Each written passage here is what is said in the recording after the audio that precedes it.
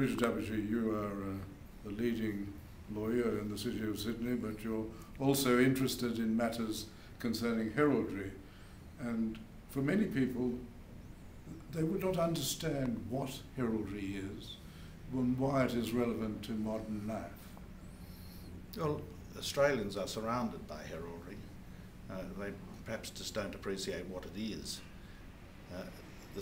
On their driver's licences they have the state arms of New South Wales, but Victoria and other states I think have the same. There are constant depictions of coats of arms on almost every document issued by the state government, and the Commonwealth is exactly the same. The Australian arms, or the Royal Arms of Australia, are constantly in use. What distinguishes heraldry from just commercial logos?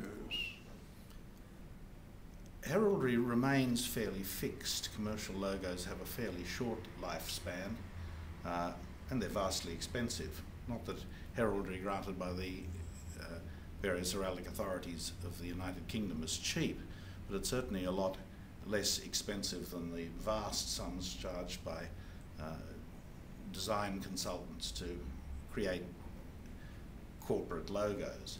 You have the unfortunate example of the various universities. The University of Sydney recently corporatised its symbols and adopted a coat of arms, still basically the same coat of arms, but with a design that is certainly not traditional. Macquarie University has done the same thing. But it hasn't retained its own coat of arms. It's moved to a corporate logo. They're symbols of fashion and tend not to have a very long life expectancy. And it's unfortunate that they are adopted, because people of different generations identify their university, for instance, by the coat of arms that they were familiar with whilst they were at the university. And the new logo of Macquarie University will mean nothing to prior generations of students and graduates from that university. Yes, I would agree with you. It seems extraordinary to me that universities of all places would go for what is effectively a commercial logo. I remember the New South Wales Institute of Technology, as it then was, I think chose an industrial design, which was registered under the Industrial Design Act, or whatever the act is called.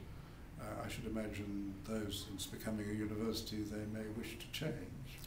Well, many of the universities, although they've gone to these corporate logos for a whole range of purposes, still retain the coat of arms for use on the testamers for graduates. So it's a sort of schizophrenic approach to the symbols which represent them, and that really is what heraldry is all about. And there is a lot of design which would make very good heraldry if it were centred on a shield. Is there a difference between heraldry in the United Kingdom and that on the continent? Oh, very considerable difference.